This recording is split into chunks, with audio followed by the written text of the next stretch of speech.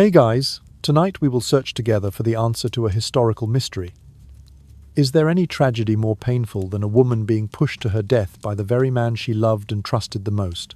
We will step into the final days of Anne Boleyn, the woman who went from a powerful courtier, crowned queen, to having everything abruptly stripped away in just 17 fateful days. In the blink of an eye, she was charged with the most outrageous accusations: adultery and even incest. Tonight, we will follow Anne hour by hour, moment by moment. From her isolation at the dining table, the hateful stares of her old enemies, to the humiliating journey down the River Thames, and her near hysterical collapse when facing death. This is not merely a historical account, but a tragedy of absolute betrayal, a story of the ruthless political game orchestrated by Thomas Cromwell, and the agony of the first Queen of England, who had to kneel and plead for a fair trial. So, before you get comfortable, take a moment to like the video and subscribe, but only if you genuinely enjoy what I do here. Please leave a comment letting me know where you are listening from and what time it is at your location. Hopefully, this story will help you drift off to sleep more easily tonight. Now, dim the lights, maybe turn on a fan for that soft background hum, and let's ease into tonight's journey together. Every year, on the 19th of May, when London is just beginning to soften into evening, a quiet ritual takes place inside the stone walls of the tower. In the small chapel, where footsteps echo and candles burn with a low, steady light, a bouquet of red roses is delivered by someone who never leaves a name. No grand announcement, no card, no signature. Only a simple request accompanies the flowers: that they be laid on the exact spot where the second wife of Henry VIII, Queen Anne Boleyn, was buried after her execution on the 19th of May in the year 1536. The roses are always red. Their colour glows gently against the pale stone floor, a small pool of life in a place built for imprisonment and death. If you listen closely, you can almost hear the layers of time folding over one another. The clang of armour from long ago, the murmur of Latin prayers, the soft weeping of those who once knelt here in mourning. Now there is only silence, broken by the rustle of petals as the bouquet is set down over Anne's resting place. It is a gesture as mysterious as it is faithful, repeated year after year, as if someone in the present is still keeping a private promise to a queen lost to the past. Into this hush steps a woman with calm eyes and a historian's patience. She introduces herself simply: Tracy Borman, a student of Tudor history, someone who has spent much of her life tracing the shadows of Anne Boleyn across documents, letters, and fading ink. But this time, she explains, she will not be looking at Anne only through parchment and paper. Then he began to gather threads, small comments, stray accusations, resentments from courtiers who had lost influence under Anne. Quietly, methodically, he wove these strands into something sharp and lethal. Cromwell was known as the fixer, the one who solved the king's most delicate problems with clean, decisive strokes. Where others hesitated, he acted. Where others feared backlash, he embraced risk. From adored queen to discarded wife, from the highest honour in England to the cold floor of the chapel beneath the tower, Anne's fall did not happen in vague legend, but in real hours, ticking away one after another, while the world around her kept spinning as if nothing had changed. Tracy promises not just to retell the story, but to follow Anne's footsteps as closely as the surviving evidence allows. To stand where Anne stood, to look at the doorways she passed through, the river she sailed along, the stones that watched her without mercy. She will move slowly, almost gently, as if trying not to disturb a sleeping memory, letting us watch Anne's downfall unfold in quiet, measured breaths rather than loud, sudden shocks. This is not a tale shouted over drums and trumpets, but a story unrolled like a long, worn tapestry, thread by thread. The first episode, she explains, will be devoted entirely to Anne's last day of freedom. It is a day that begins like any other, with morning light and familiar routines, and ends with chains that cannot be seen but are already tightening around her life. It is also a day that marks a grim first in English history. For the very first time, a Queen of England will be arrested and taken to the Tower as a prisoner, facing charges that carry the penalty of death. No queen before Anne had stood in that place, caught between a crown and a sword, knowing that either one might fall at any moment. As Tracy speaks, the camera of our imagination turns slowly around the chapel. We see the stained glass, soft and dim in the evening light. We see the worn flags hanging above, the wooden pews polished by centuries of hands. Tonight, we will follow Anne hour by hour, moment by moment. From her isolation at the dining table, the hateful stares of her old enemies, to the humiliating journey down the River Thames, and her near hysterical collapse when facing death. This is not merely a historical account, but a tragedy of absolute betrayal, a story of the ruthless political game orchestrated by Thomas Cromwell, and the agony of the first Queen of England, who had to kneel and plead for a fair trial. The tower rises in the background like a silent witness, its grey walls and watchful turrets holding the memories of countless prisoners, yet somehow keeping a special corner of its silence for Anne. She was once a woman who wore jewels and fine fabrics, who walked in bright halls and heard her name called with respect and fear. Now, for most visitors, she is only a carved line on a stone and a story told in hushed tones by guides. And so the story begins here, in half darkness, with music lowered to a soft murmur, with red roses resting over hidden bones, and with a historian's calm voice promising to lead us back through time. We are not thrown into the chaos of Anne's arrest just yet. Instead, we are asked to slow down, to breathe more quietly, to feel the weight of the date, the 19th of May, year after year, roses after roses. A queen remembered, a life taken, and a question still hanging in the air like incense. How did it come to this? Every year, on the 19th of May, something quiet and almost secret happens inside the chapel of the Tower of London. No trumpet sound, no crowd gathers, no ceremony is announced. A simple bouquet of red roses is delivered by an anonymous hand, accompanied only by a brief request that the flowers be laid gently on the exact spot where the second wife of Henry VIII, Queen Anne Boleyn, was buried after her execution on the 19th of May in the year 1536. No one signs the message. No one steps forward to claim this act of remembrance. The roses arrive, they are placed, and then the chapel falls back into its usual, heavy silence. In that stone chapel, where light filters in softly through old glass and footsteps echo against the floor, the red of the roses seems to glow more deeply than it would anywhere else. Against the pale slabs of stone, their colour is almost startling, as if some small fragment of Anne's lost life has returned for a moment, breathing in the air of the present, before sinking back into the past. Year after year, the same quiet ritual repeats. A queen long dead, a nameless giver, a handful of flowers marking the place where a head once fell, and a story seemed to come to an end. It is in this hushed, reverent atmosphere that a woman steps into view, historian Tracy Borman. Her voice is calm, unhurried, as if she understands that this is not a story to be rushed. She explains that, over the next 3 nights, she will tell the terrifying and heartbreaking tale of Anne Boleyn's downfall, not as a distant legend, not as a list of dates and names, but as a journey she will walk alongside Anne as closely as time and evidence allow. She will follow Anne's path from a cherished queen to a hated outcast, and finally to a prisoner waiting for the sword.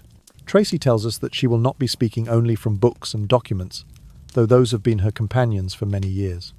This time she will follow in Anne's footsteps, moving through the very places Anne once knew.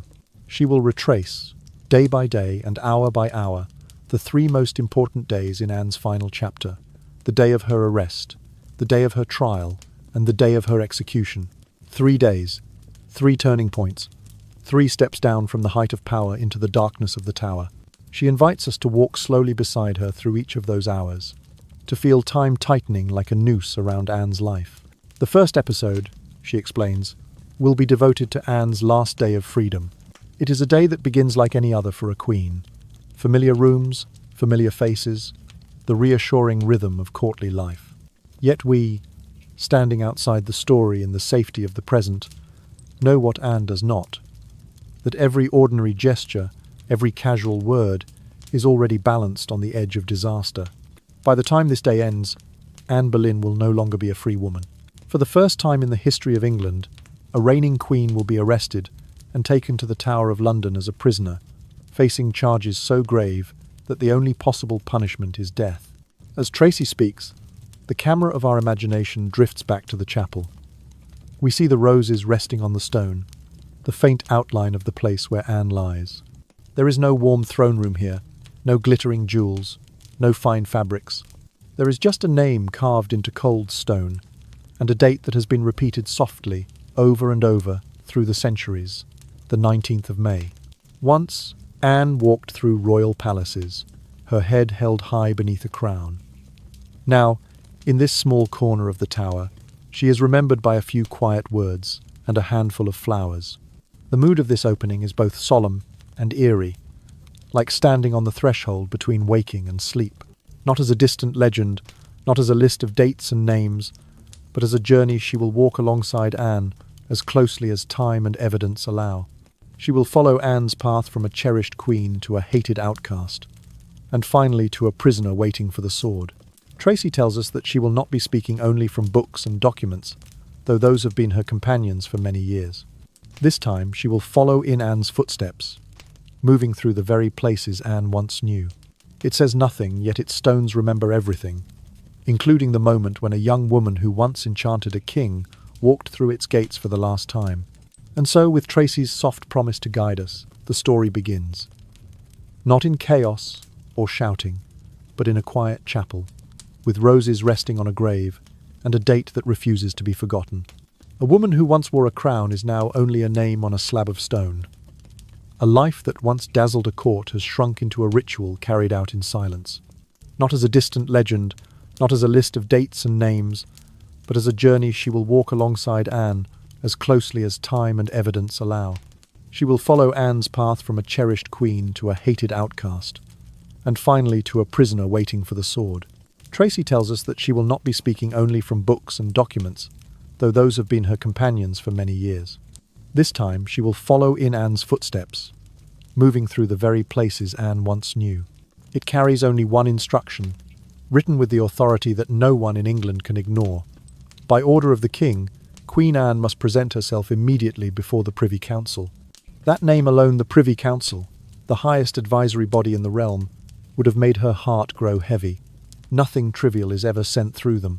The moment Anne hears the summons, she must understand, deep in the stillness of her chest, that something serious is unfolding around her, something dark and deliberate. The world surrounding Henry VIII has always been a maze of ambition, jealousy, and quiet manipulation. Court life is a place where one must watch every step, where the whisper of a rumour can undo years of power, and where a smile can conceal a blade. Anne, who has climbed higher than most women of her age, could dream higher than they were ever permitted to climb now, stands precariously on a peak that many are eager to push her from. For 3 years she has worn the crown, endured the stares, the praise, the hatred, the hopes, and for 3 years many have watched her rise with clenched teeth, waiting for the moment when the tide might finally turn. The historian guiding us shows a letter written by the foreign ambassador Eustace Chapuis, a man who has long despised Anne and has never hidden his contempt. In his letters he calls her the concubine, the mistress, the woman who led the king astray from his first wife Catherine of Aragon. In this particular letter, Chapuis writes that Henry is tiring of Anne, that he is already looking toward a younger woman, someone fresher, someone unspoiled by disappointment. He compares abandoning Anne to the pleasure a man feels when he rids himself of a thin, vicious old horse in hopes of finding a better, finer one to ride. Cruel words, but words that echo the mood of the English court. Almost no one speaks for Anne now. The murmurs turn against her, gathering like storm clouds ready to break. Meanwhile, at Greenwich, Anne is escorted from the tennis courts, the bright, lively part of the immense palace complex across the courtyard, where dozens of eyes follow her. The quiet rhythm of the morning has been shattered. She walks under the open sky toward the council chamber, her steps measured, her expression controlled. Every brick of the palace she traverses knows the weight she carries on her shoulders. Every window seems to watch her, waiting.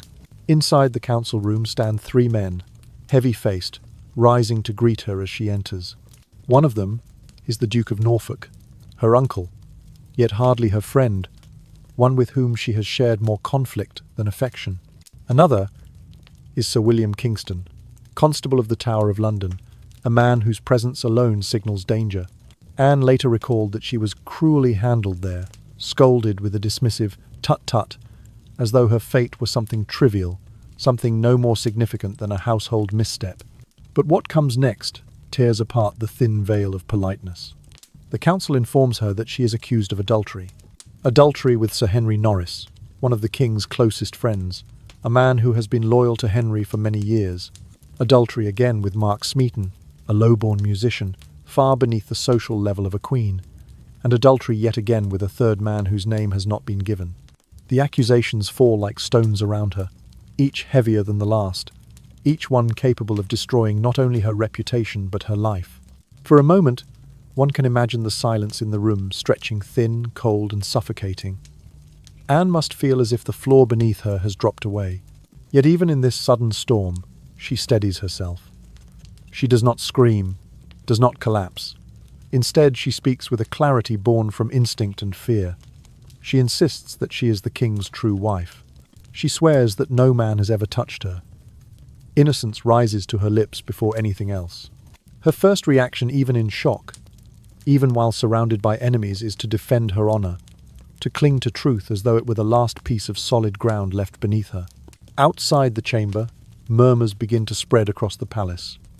But inside, the air remains thick, unmoving, charged with the knowledge that nothing will ever be the same again. Anne stands before the men who hold her fate in their hands, her crown invisible now, her position no longer a shield. And though she answers with grace, though she gathers what remains of her calm, the world around her has already shifted. The path that once led upward now slopes steeply downward, and the shadow of the tower has begun to stretch quietly toward her feet. Escorted out of the council chamber, Anne is led back across the wide courtyard of Greenwich Palace. The spring air feels colder now, the sky heavier, as if the world itself has shifted. Guards flank her on both sides, their steps firm and mechanical, and every eye in the courtyard seems to follow her. Servants pause in their work. Courtiers lean in to whisper behind gloved hands. No Queen of England had ever been paraded like this publicly, visibly, under suspicion of a crime that could cost her life. Her walk across the stones becomes a spectacle, a cruel procession that ensures no one in Greenwich remains unaware of her disgrace. Rumours spread faster than footsteps. By the time she reaches the entrance of her apartments, the entire palace seems to hum with speculation. Some faces look shocked, others uneasy, and a few, those who always resented her rise, cannot quite mask their satisfaction. Anne enters her chambers under armed guard, the sound of metal armor echoing through rooms once meant for comfort and authority. She stands for a moment, gathering herself, then moves with deliberate calm toward the table set for her midday meal. She sits beneath the canopy of a state richly embroidered, gleaming with gold thread, a symbol reserved only for a reigning queen. It hovers above her head like an accusation now, a reminder of the power that is slipping away grain by grain, breath by breath. Her gown of deep red velvet and cloth of gold shimmers softly in the dim light, its magnificence contrasting painfully with the anxiety tightening the room around her. Her ladies-in-waiting hover nearby, their eyes swollen, their hands trembling. Some cry openly, unable to stop themselves. The atmosphere is thick with dread. Then comes the most unsettling absence of all. Normally, at meals, the king's server would appear to deliver a customary blessing, a short and familiar phrase spoken on behalf of Henry VIII. Much good may it do you. It was a ritual so routine that its absence feels louder than any accusation. Today, he does not come. The empty doorway seems to pulse with meaning. It is a small thing, just one man failing to enter a room, but it is enough to freeze the air around Anne's heart. She understands the message for what it is. The king has withdrawn his favour. The connection between them, a connection that once set kingdoms trembling, has begun to unravel. Anne tries to keep her composure. She lifts her cup, touches a piece of bread, attempts to follow the pattern of any ordinary meal. But her ladies watch her with faces full of fear, and their fear becomes her own.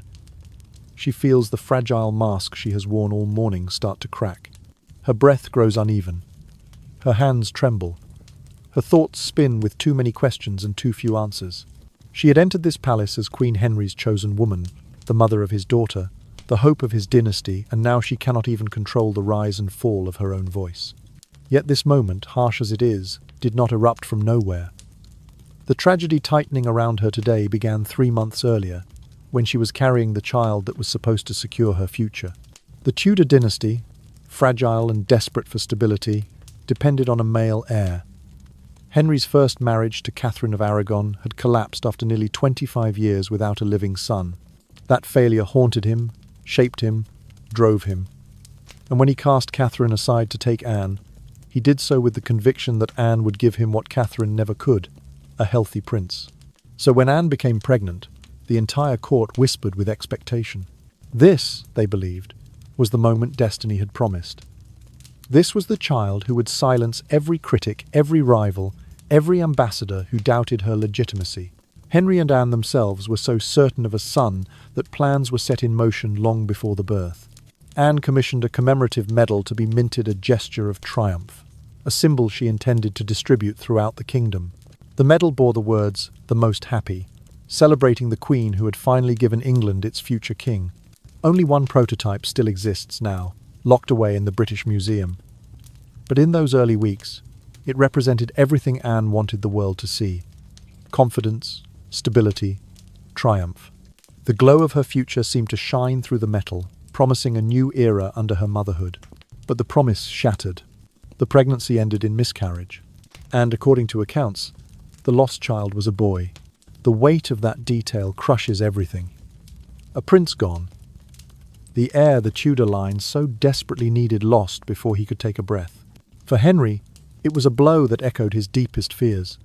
That his marriage to Anne was not blessed by God, that he had sinned in casting aside Catherine, that he had chosen the wrong woman to bear his legacy.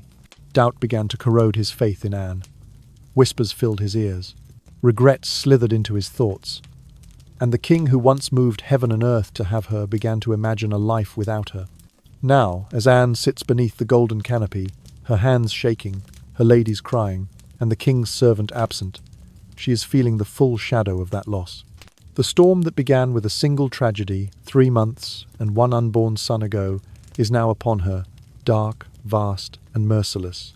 Tracy Borman guides the viewer into the quiet, temperature-controlled rooms of the British Museum, where the last surviving prototype of Anne Boleyn's commemorative medal, the Most Happy, is kept behind layers of security and glass.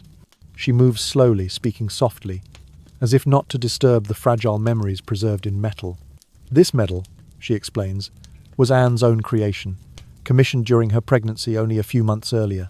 In the Tudor world, where images were rare and expensive, such a medal served as a powerful form of royal propaganda, something like the Twitter or public announcement system of the 16th century. It was meant to spread a message across the kingdom: a triumphant queen, a triumphant marriage, and the long-awaited prince who would secure the Tudor line. The portrait engraved into the medal is the only likeness of Anne created during her lifetime. Later artists, working from memory or imagination, softened her features, altered her proportions, turned her into the tragic beauty people preferred to remember. But this medal preserves Anne as she truly was. Her heavy eyes, her firm jawline, her lifted chin, suggesting confidence bordering on defiance. Tracy holds the medal gently, and in her voice there is a faint tremor. She imagines Anne doing the same, turning the small piece of metal in her hands, thinking of the future her child would bring. She imagines Henry touching it too, proud, certain that heaven had finally granted him the son he believed he deserved.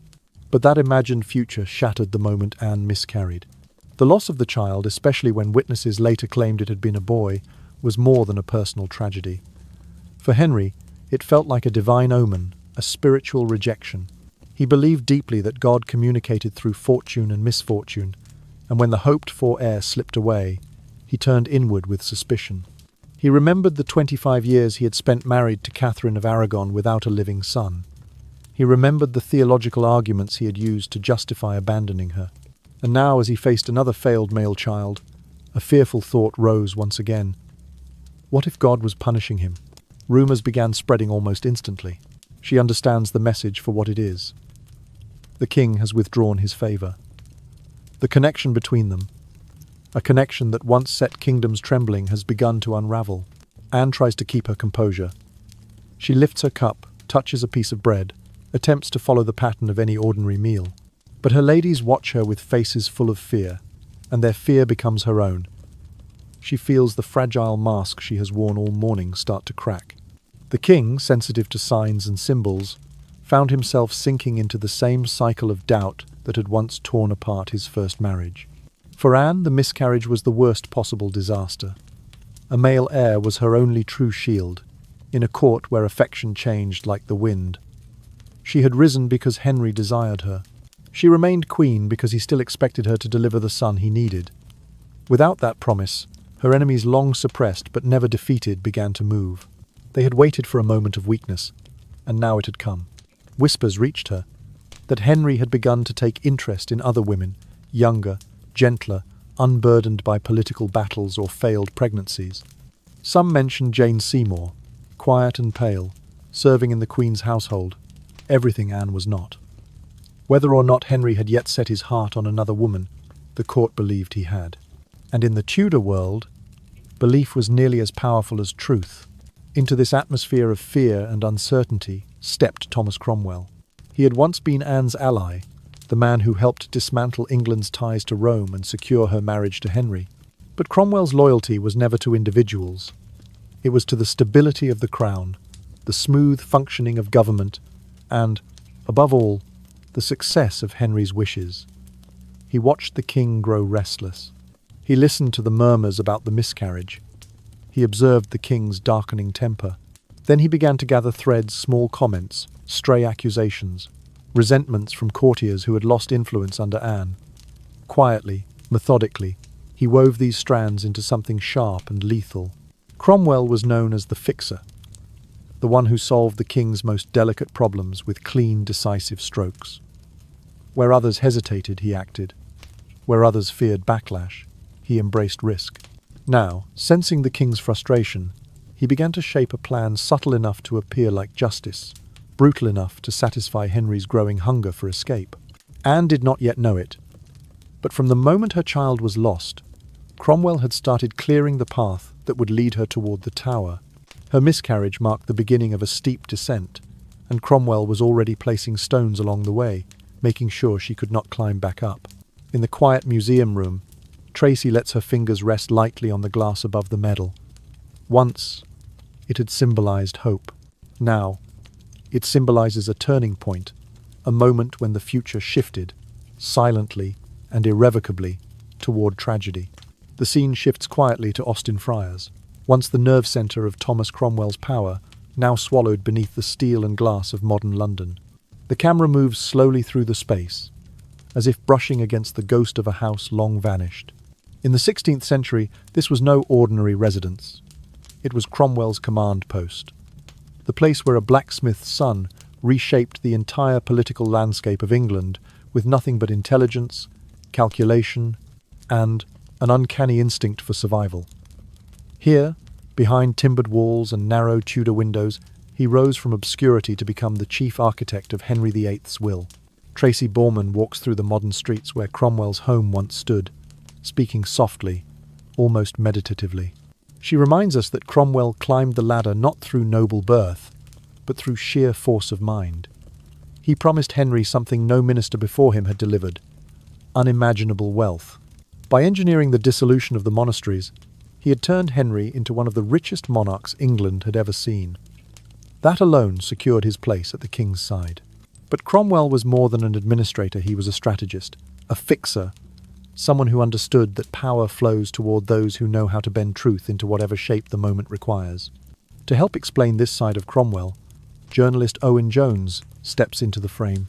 With a half smile and the tone of someone who has watched many political storms unfold, he compares Cromwell to the modern world's most influential spin doctors. These are the advisors who work in shadows, crafting narratives, steering public opinion, and quietly turning scandals into stepping stones. Owen describes Cromwell as the founding father of this political species, a master of timing, manipulation, and ruthless efficiency. In his hands, politics was a chessboard, and every person, queen, courtier, enemy, or ally, was a piece to be moved, sacrificed, or protected depending on the king's desires. He explains that men like Cromwell thrive on danger. They are, in his words, adrenaline seekers, drawn to the thrill of decisions that could topple them at any moment. They know the stakes. They understand the risks. But they keep going because the pull of power, The ability to change the course of a nation with a signature or a whisper is too intoxicating to resist. Cromwell lived in that danger willingly. He had no noble lineage to fall back on if he failed. His entire life depended on staying indispensable to Henry. And now, in the spring of the year 1536, Cromwell sensed that the king's sacred objective had changed. Henry no longer wanted a religious reformation or political consolidation. His new objective was simpler, darker, more personal. He wanted to rid himself of his second wife, Queen Anne Boleyn. Cromwell had helped Henry dismantle his 25-year marriage to Catherine of Aragon when the king lost patience with her.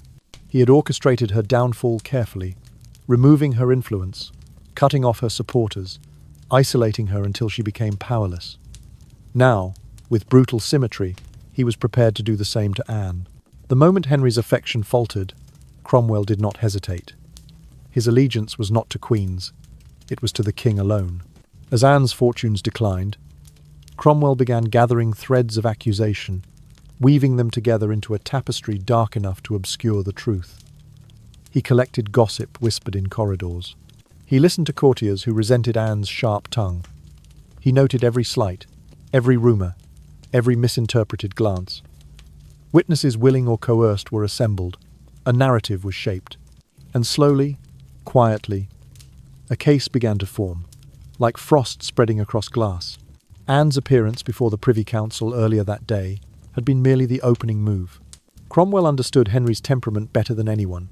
His rage flared suddenly, but his heart softened just as quickly. Henry and Anne had always clashed fiercely, then reconciled with equal passion.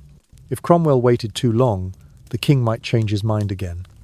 He might forgive Anne. He might dismiss the accusations.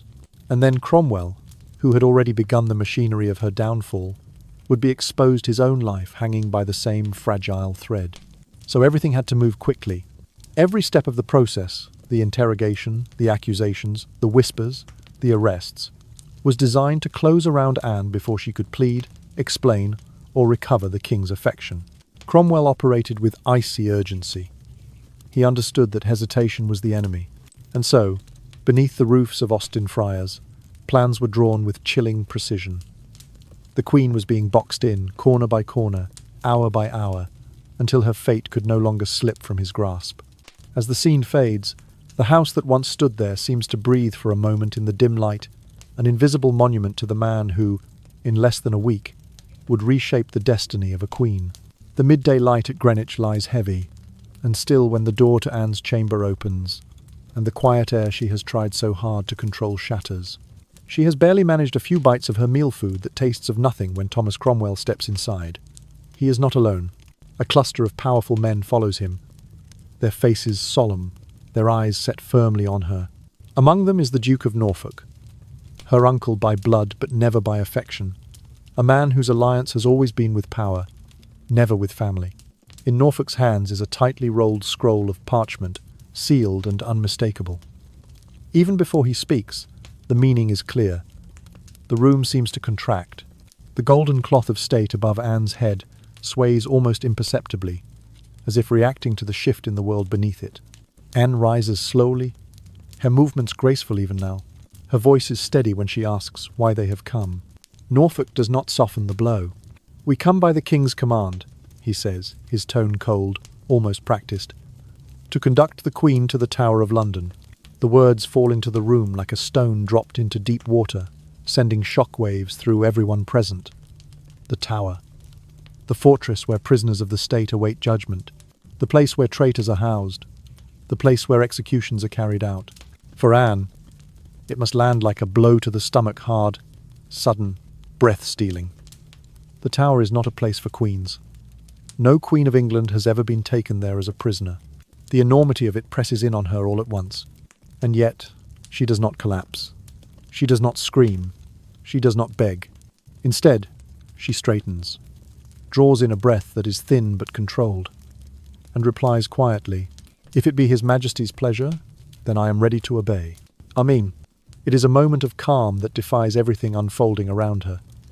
But beneath that thin layer of composure, the reality is merciless. She is not allowed to gather her belongings. She is not allowed to summon her closest ladies. She is not allowed to say goodbye to her daughter, little Elizabeth, barely 2.5 years old, who will have no memory of the last moment she saw her mother free. Everything happens quickly, brutally, without mercy. This speed is no accident. Cromwell knows Henry's nature well. The king's emotions are storms, violent, overwhelming, but capable of clearing just as suddenly as they appear. Henry and Anne have a history of quarrels that end in fierce reconciliations. If they are allowed to speak even once, if Anne is allowed to weep before him, or Henry sees her pain, everything Cromwell has built could crumble. The king might forgive, he might hesitate, he might change his mind. Cromwell cannot risk that. So he moves with precision, sealing off every possible path between husband and wife. The doorways close. The courtiers tighten their ranks. The queen is surrounded by guards before she can even form a plan.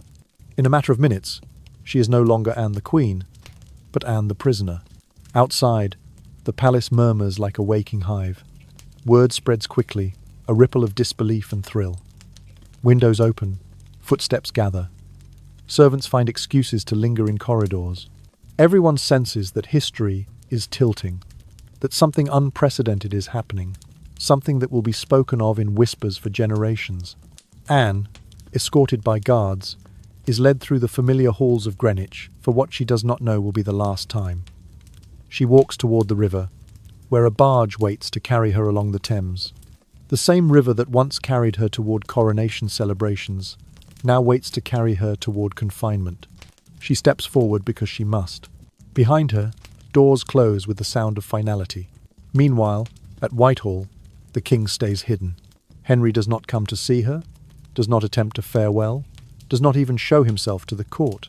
He avoids the public eye with a strange, deliberate absence. Whether it is cowardice, coldness, or calculation, no one can say.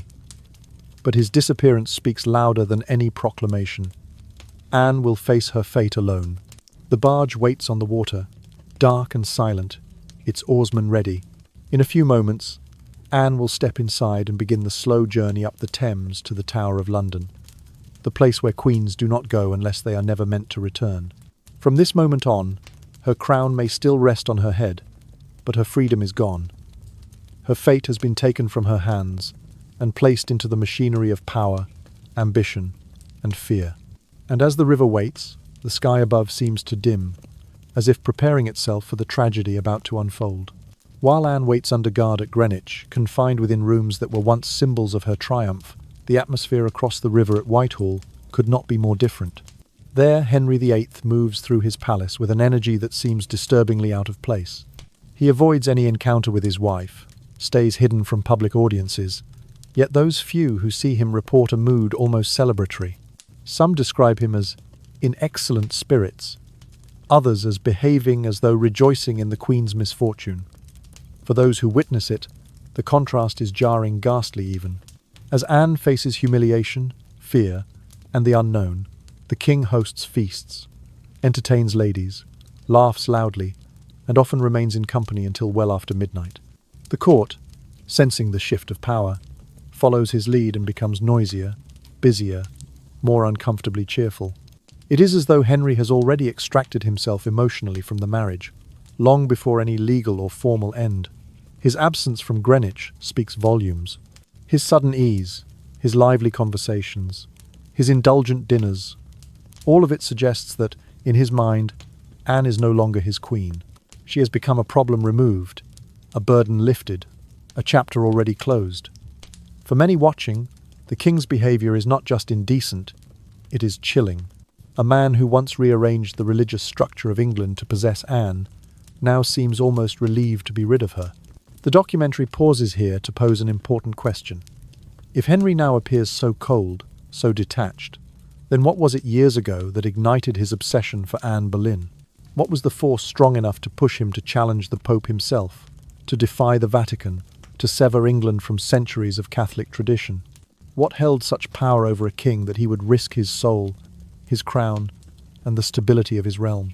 To explore this, Tracy Borman returns to the symbol forged during Anne's brief moment of triumph, the Most Happy Medal.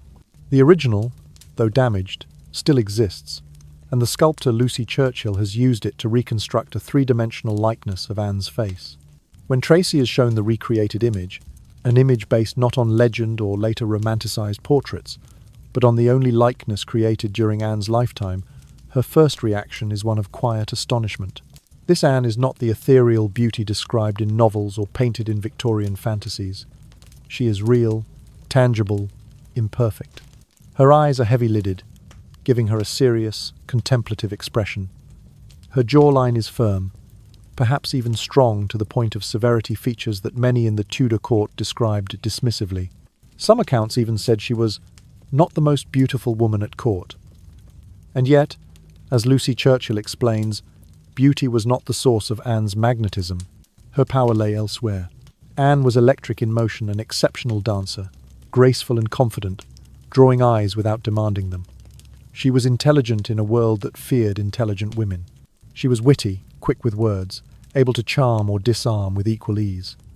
She spoke elegantly, thought rapidly, and carried herself with a confidence that bordered on sovereign even before she became queen. And, perhaps most importantly, she possessed a kind of charisma that could not be painted or sculpted, a spark that made her unforgettable to those who encountered her. Lucy draws attention to the posture seen on the medal. Anne's back straight, her head raised, her chin lifted just slightly in a way that signals certainty rather than arrogance. Her hands rest at her sides in a stance reminiscent of royal command, giving her the air of a woman who knows her value and is unafraid to show it. This small piece of metal, crafted in the early months of her pregnancy, captures Anne not as she is remembered in tragedy, but as she truly was at the height of her influence, self-assured, formidable, and glowing with the promise of a future she believed she would shape. This, Lucy explains, is the Anne Henry fell for. Not a flawless beauty, not a submissive court lady, but a woman with presence vibrant, ambitious, intellectually alive. A woman who challenged him, teased him, intrigued him. A woman unlike any he had ever known. As the reconstructed face turns slowly under the museum lights, Tracy seems almost entranced by it. In the soft glow, the features that once enchanted a king come alive again, not because of perfection, but because of force, because of personality, because of the confidence that shone through her eyes long before any crown touched her head. And so, the documentary reminds us gently, the tragedy unfolding now, with Henry feasting while Anne waits in fear, began long ago with passion just as fierce. The flames that once burned bright enough to divide a kingdom are now embers, cooling rapidly. But the heat they once released reshaped the very structure of England. Soon that heat will turn cold entirely, and Anne, whose spirit once lit Henry's world so vividly, will face the last stage of her descent alone. The story returns to Greenwich, where the quiet dread inside Anne's chambers gives way to the open air and the wide, indifferent river waiting beyond. Guards gather around her, forming a rigid wall of steel and authority, and she is led from her private rooms toward the Thames. The descent begins slowly, step by step, down the ancient stone stairs that still survive in fragments today. Tracy Borman walks along those very steps, pointing gently toward the place where, on this day, in the year 1536, Anne Boleyn was brought down to the riverbank, not as queen, but as a captive. At the front of the procession walks Thomas Cromwell. His presence is unmistakable. He is not merely supervising the arrest, he is orchestrating it. The man who built the trap now leads his captive through it. His eyes remain fixed ahead, but his shadow hangs over Anne like a verdict already spoken.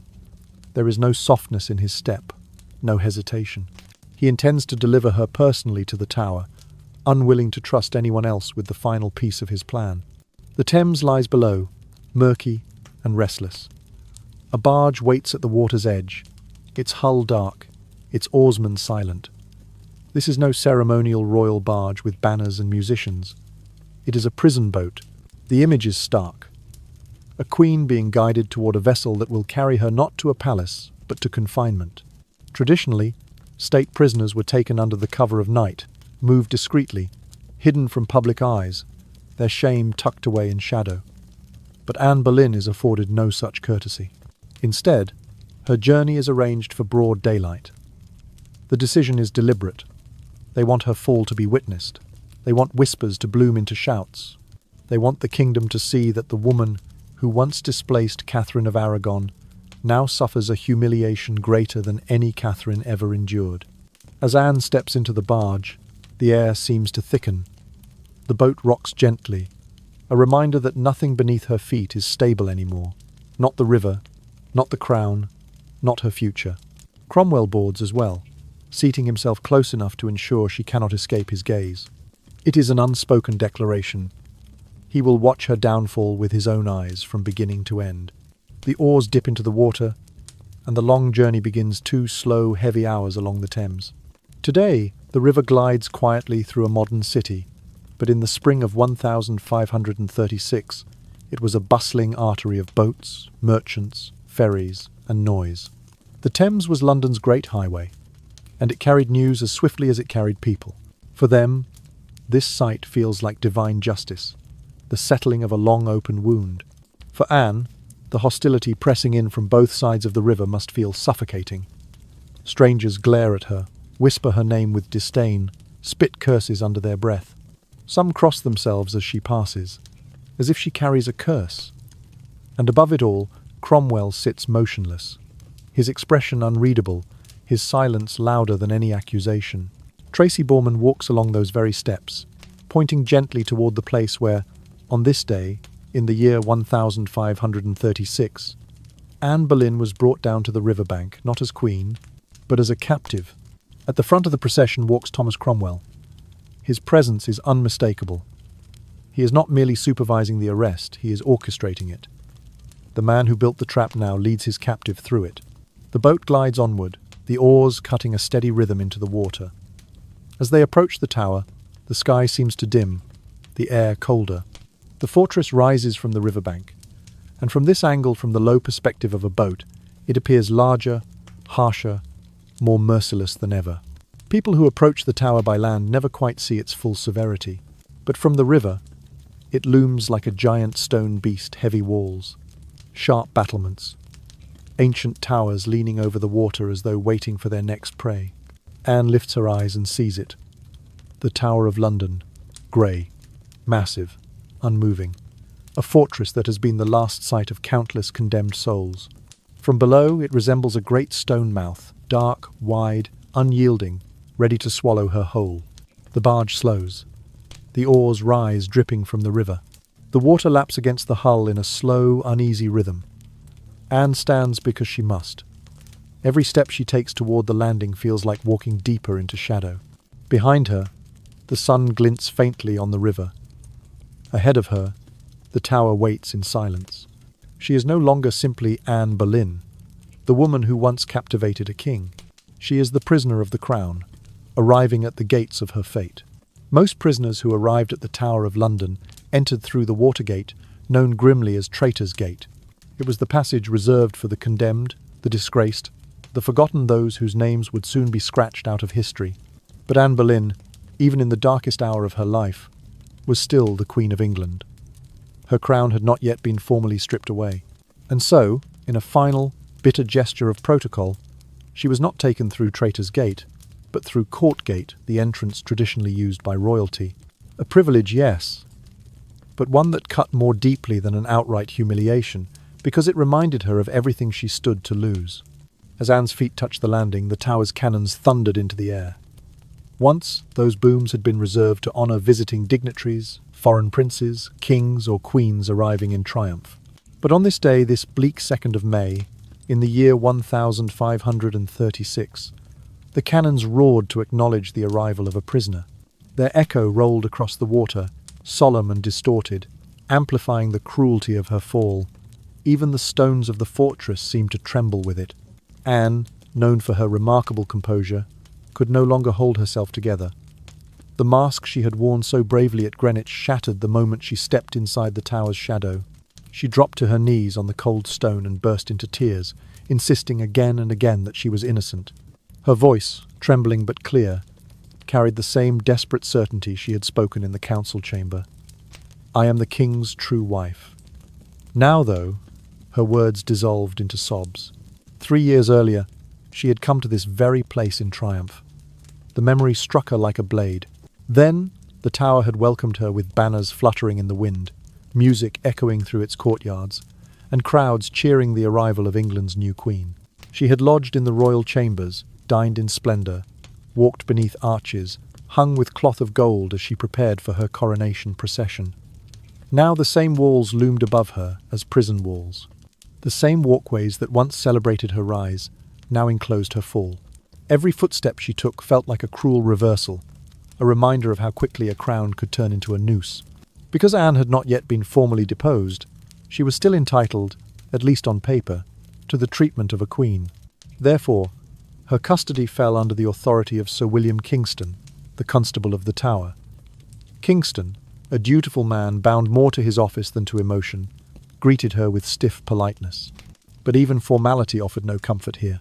The Tower had swallowed too many souls to ever feel gentle. Anne, shaking and exhausted, looked up at him and asked the question that had been clawing at her since her arrest. "Mr. Kingston, shall I go into a dungeon?" Her voice was small, fragile, the voice of a woman preparing herself for darkness, chains, and the suffocating cold of a cell carved into the tower's ancient walls. She imagined iron shackles, the stench of damp air, straw-covered floors, rats moving in the shadows. But Kingston shook his head.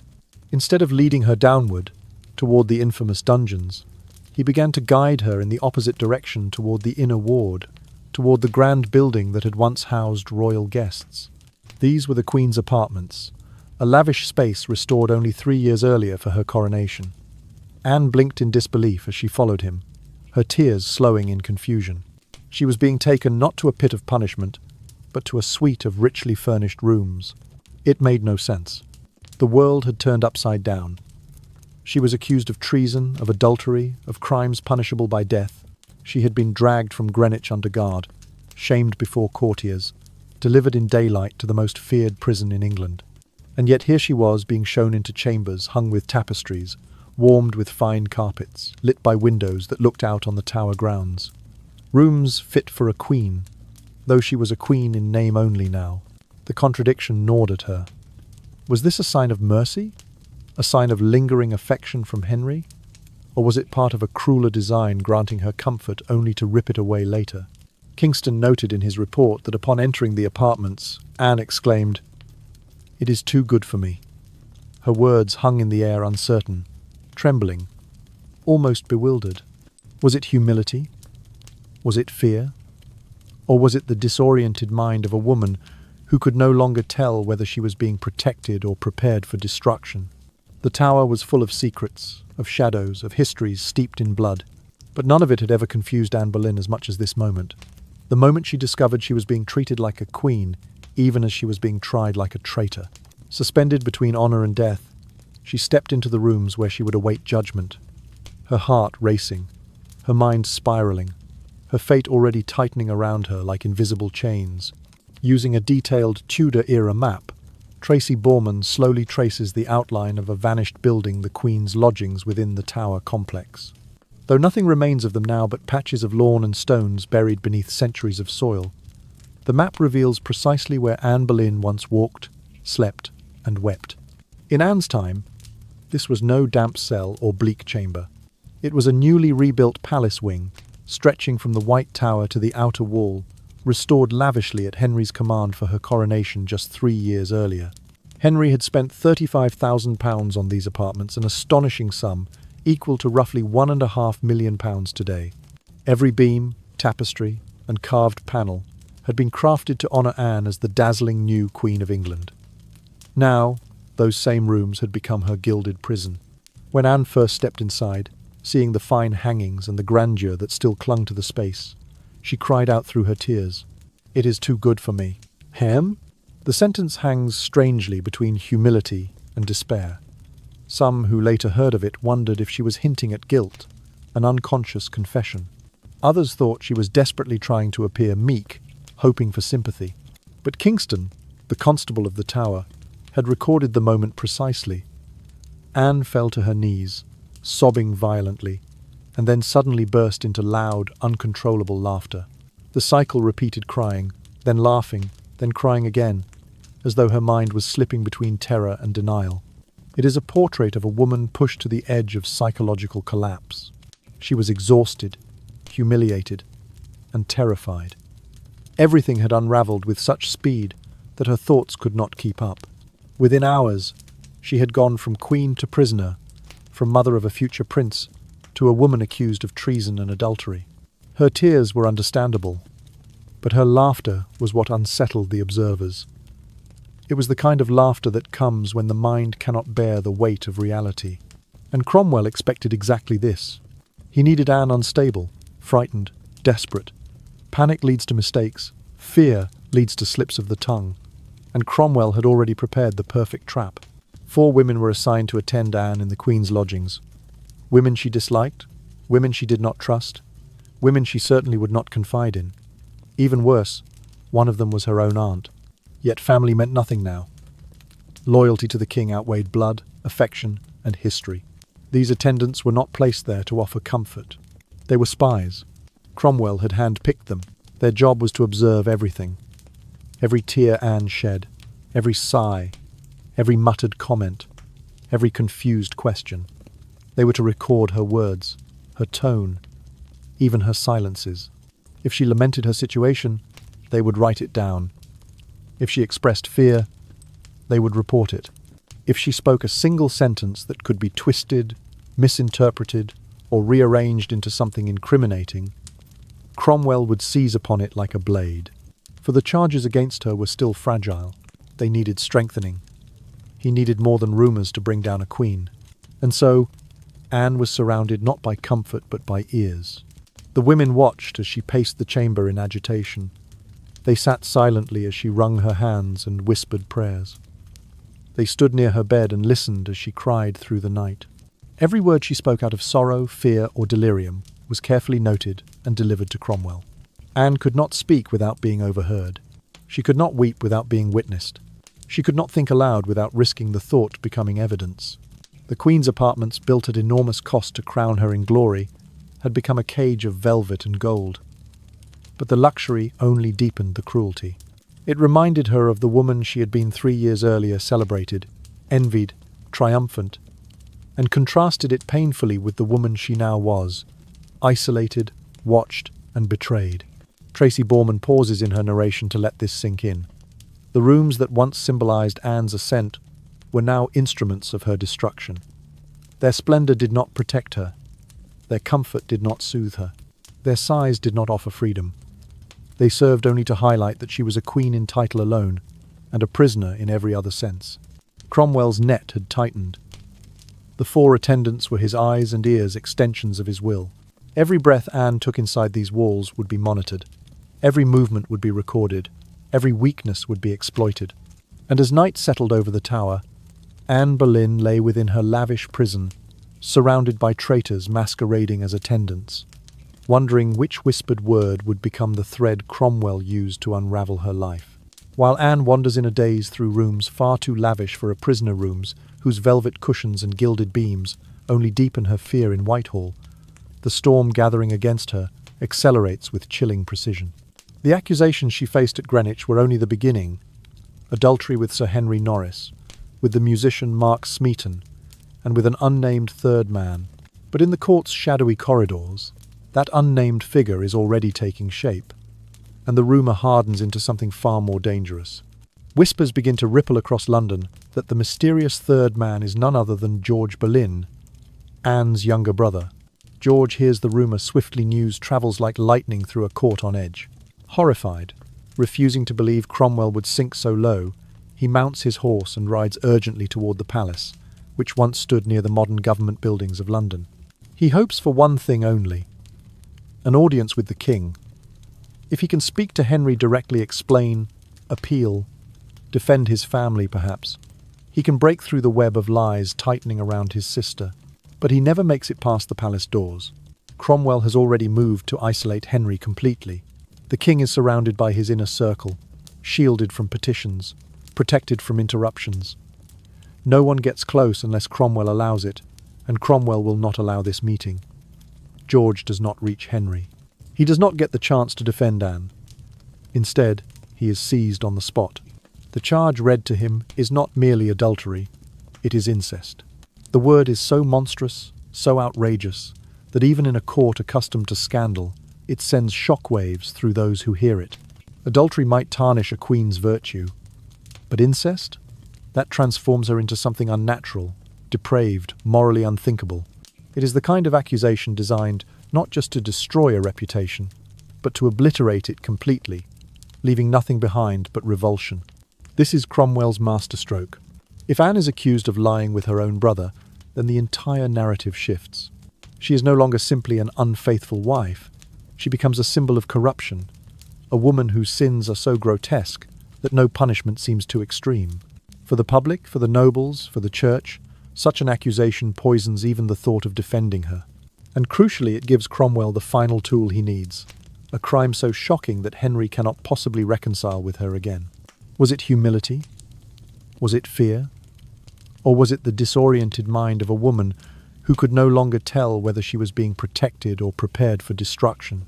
The Tower was full of secrets, of shadows, of histories steeped in blood. But none of it had ever confused Anne Boleyn as much as this moment. The moment she discovered she was being treated like a queen, even as she was being tried like a traitor. Horrified, refusing to believe Cromwell would sink so low, he mounts his horse and rides urgently toward the palace, which once stood near the modern government buildings of London. He hopes for one thing only: an audience with the king. If he can speak to Henry directly, explain, appeal, defend his family perhaps, he can break through the web of lies tightening around his sister. But he never makes it past the palace doors. Cromwell has already moved to isolate Henry completely. Everything is aligning.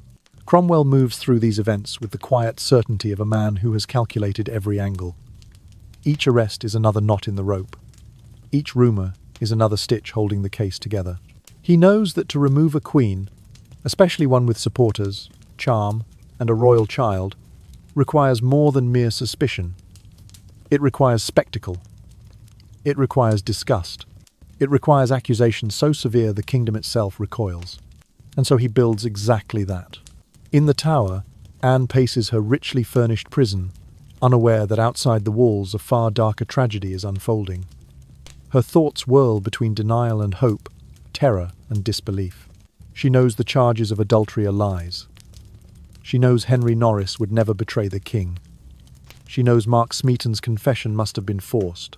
But she cannot imagine, cannot even conceive that her own brother has been accused of the same crimes. And Anne, locked within the tall stone walls of the Tower, still clinging to scraps of hope, does not yet realize that the story has already moved beyond rescue. The machine Cromwell set in motion is gathering speed, and soon it will carry both siblings to the same irreversible destination. The Tower doors close around her, muffling the distant sounds of London. Somewhere far away, George Boleyn is also imprisoned, waiting, frightened, bewildered.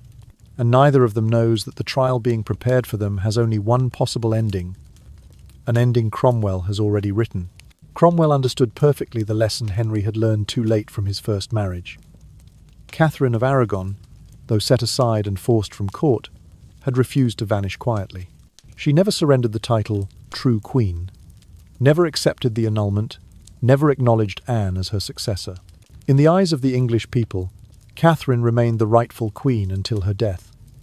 Her resilience created a long-lasting political wound, a symbol of resistance that haunted Henry for years. It was the one thing he could not shake, Catherine's moral superiority, and Cromwell was determined never to let that happen again. Anne Boleyn, unlike Catherine, was not beloved by the populace. She had enemies, many of them. Her sharp tongue and political assertiveness had offended nobles, diplomats, and factions across the realm. Yet she still held influence. She still had powerful relations. She still had supporters, especially among reformers who saw her as a beacon of religious change.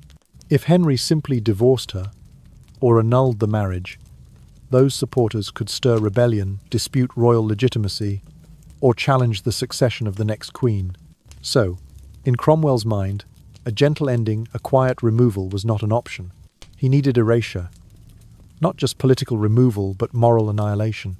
Anne had to be transformed into a figure so tainted, so monstrous, so utterly disgraced, that no one, neither commoner nor noble, would dare defend her memory.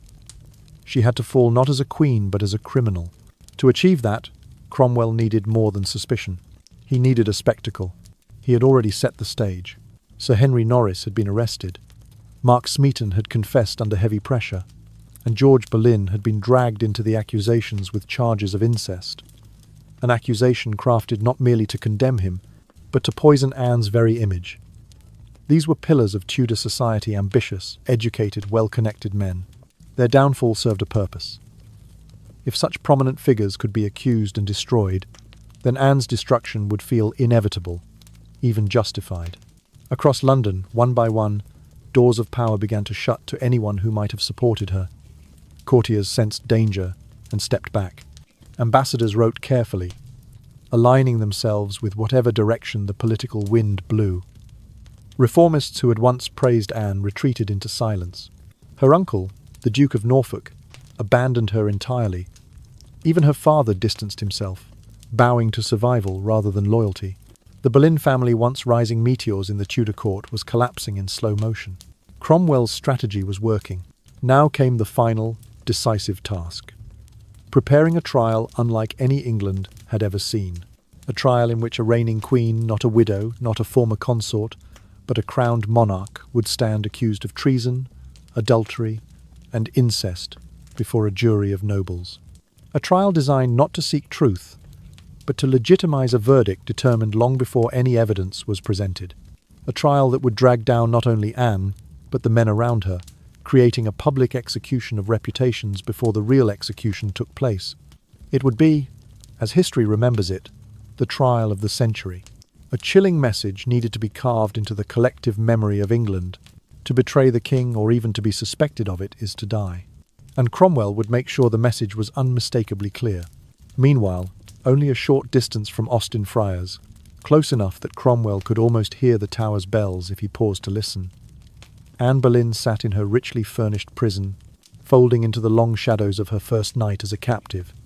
She tried to understand her situation, tried to grasp the shape of the accusations, tried to hold on to a thread of hope. But every emotion, fear, anger, confusion, pressed into her mind until sleep became impossible. She clung to the belief that Henry might yet intervene, that he would not let the mother of his daughter face ruin. She believed the accusations too absurd to stand. She believed the king would eventually see reason. She did not know, could not know, that Cromwell had already written every line of the script.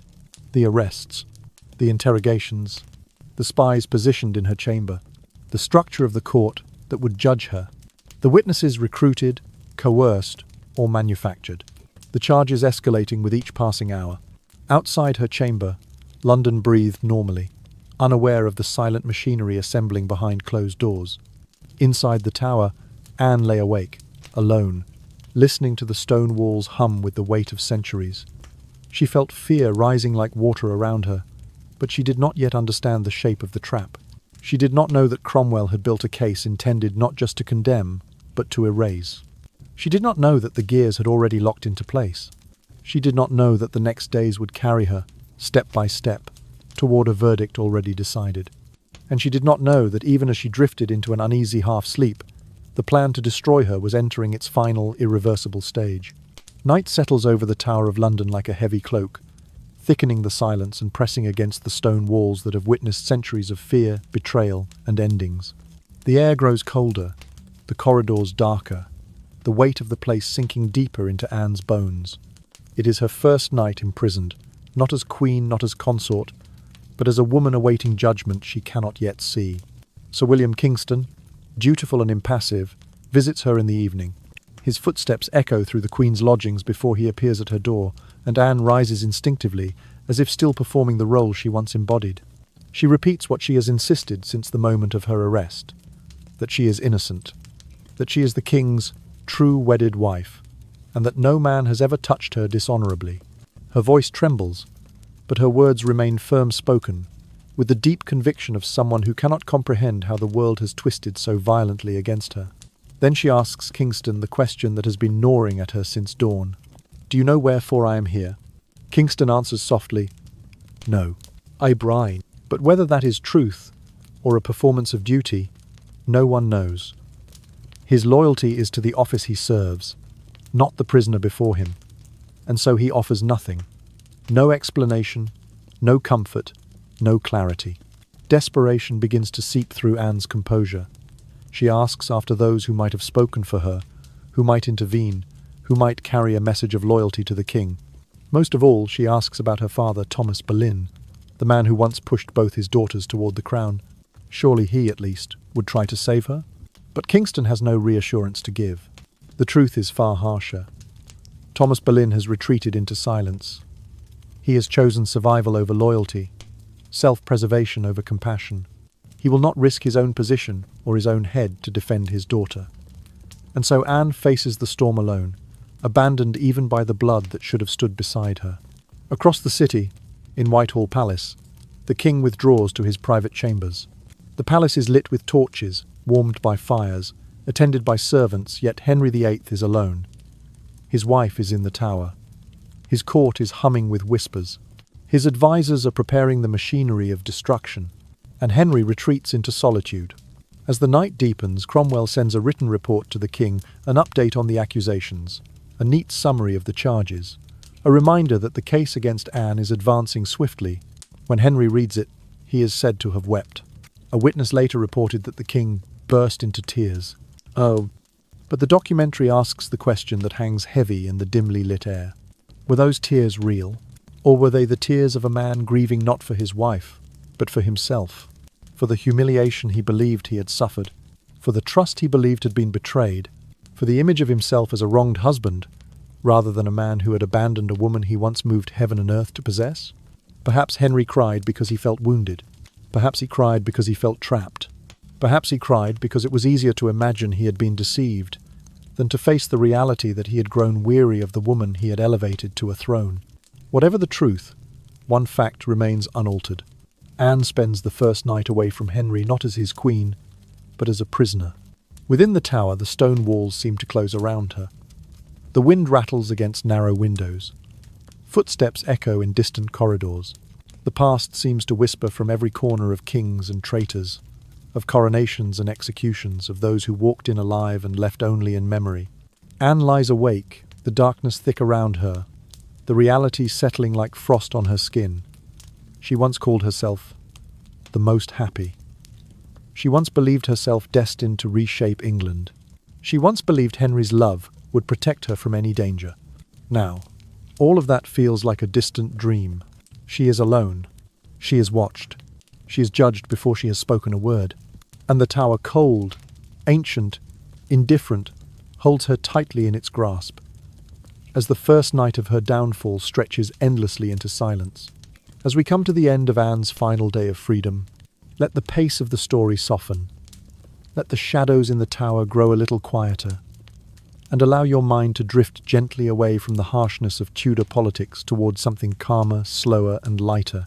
Imagine the tower now, not as the cold fortress that held Anne captive, but as a silhouette softened by nightfall, its stone walls no longer looming, just resting under the dim glow of the moon. The echoes fade. The whispered accusations dissolve, and the heavy footsteps of guards become nothing more than distant ripples folding into the silence. In this softened darkness, the figure of Anne herself also begins to blur, her fear loosening, her trembling breaths growing slower, her thoughts settling like dust on old stone. You may picture her not as a queen undone by cruelty, but as a woman finally slipping into a fragile rest, the world outside her chamber fading to nothing but gentle night. And in that quiet, we begin to understand the heart of her story. It is a reminder that power is fragile, that fortunes rise and fall like tides, and that even those who shine the brightest can be dimmed by forces far beyond their control. It teaches us something tender too, that behind every legend is a human being. Someone who hoped, who feared, who trusted too deeply, someone who stood strong until she could no longer stand. Anne's story holds a truth that touches all of us, that courage does not always roar, and sometimes the strongest thing a person can do is simply endure the darkness with grace. And as we let her image fade peacefully into the night, as we step back from these winding corridors of history, I want you to feel your own breathing slow, your shoulders loosen, your mind drift a little further from the noise of the day. Because the story is ending now, and all that remains is a soft, gentle quiet. So, my dear listener, let the last echoes fall away.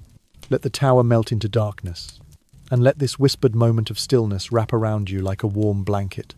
Thank you for staying with me through this journey, through the rise and fall of a woman who changed an empire simply by being herself. If this story touched you, if it soothed you, if it carried you gently into the night, then I hope you will subscribe to the channel so you never miss the stories yet to come. Stories filled with history, emotion, and the soft, sleepy calm we share together.